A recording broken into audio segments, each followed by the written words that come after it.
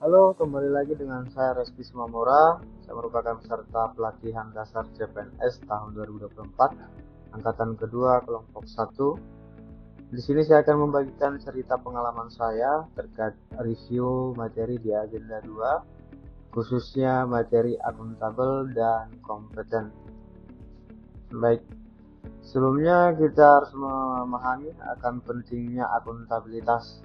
Akuntabilitas adalah prinsip dasar bagi organisasi yang berlaku pada setiap level unit organisasi sebagai suatu kewajiban jabatan dalam memberikan pertanggungjawaban laporan kegiatan kepada atasan ataupun pimpinan.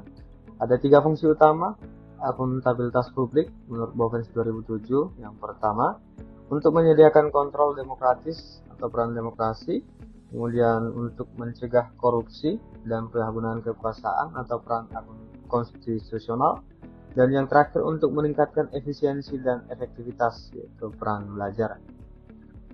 Baik, di sini saya akan memberikan beberapa panduan perilaku akuntabel.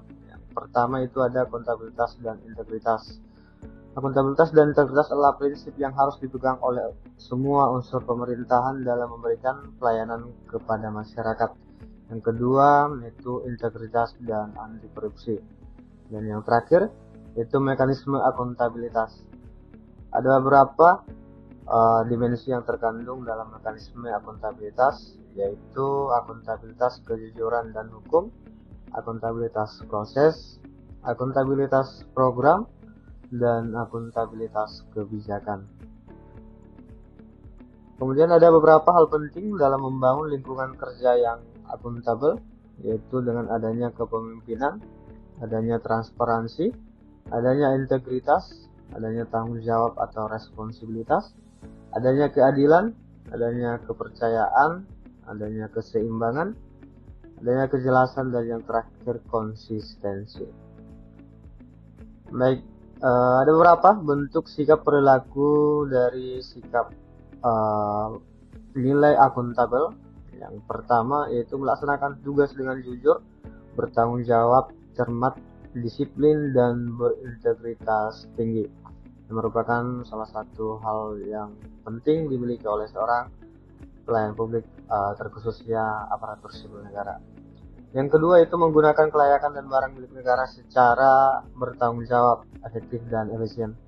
Nah, ini berkaitan dengan fasilitas-fasilitas barang yang ada di instansi digunakan sebaik mungkin dengan tanggung jawab, dan efisiensinya digunakan untuk tugas dan keperluan kantor. Kemudian kita masuki materi yang kedua, yaitu terkait kompetensi. Sebelumnya kita perlu memahami apa itu kompetensi. Kompetensi adalah deskripsi pengetahuan, keterampilan, dan perilaku yang diperlukan dalam melaksanakan tugas jabatan. Hal ini sesuai dengan pasal 1 Permen-Pan RB nomor 38 tahun 2017 terkait dari kompetensi.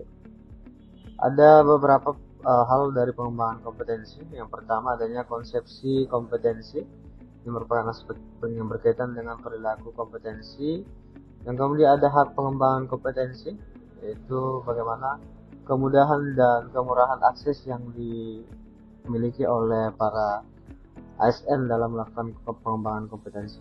Dan adanya pendekatan pengembangan kompetensi dengan cara klasikal dan non-klasikal. Baik, selanjutnya ada perilaku kompeten.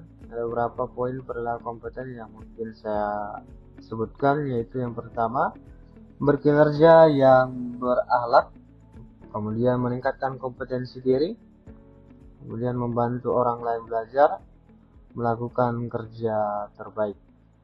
Ya, ini meningkatkan kompetensi diri ini bisa dilaksanakan dengan mengikuti pembinaan-pembinaan atau pelatihan-pelatihan supaya bisa menyesuaikan dengan tantangan perubahan zaman.